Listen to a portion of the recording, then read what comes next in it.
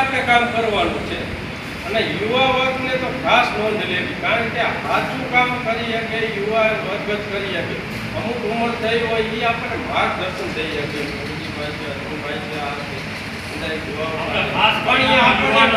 ખરેખર આપણને માર્ગદર્શન આપી શકે. હળિયા તો જે કાંઈ કરવું એ રફતારથી કામ કરવું હોય તો યુવાનોને જ આગળ આવવું.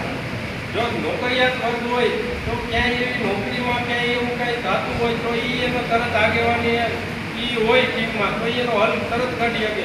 ભાઈ આ સાહેબની કહેવાથી આ વસ્તુ થઈ જાય, ભાઈ આપણો સમાજનો અહીંયા હેરાન થાય છે તો તમે જરા કાને ફરિયાદ કરી દો, તો એ રજૂઆત પછી આપણે ઉપર લેવલે આપણે કરીએ છીએ. પણ એ પ્રશ્નનું કઈ રીતે નિવારણ કરવું એ એને ખ્યાલ વધારે, બરોબર નથી? એટલે સાચા માર્ગે આપણે હાલીને તો થાય. બાકી આપણે એને કાકા મારી કે હું આ જાય મારી નાખું કાપી નાખું એ કરવા આપણે નથી ભેગા થયા. આપણે સમાજનો વિકાસ કરવાનો અને કઈ રીતે કામ કરવું એ હાથી પદ્ધતિ થવું જોઈએ. અને સૌને બોલવાનો હક છે.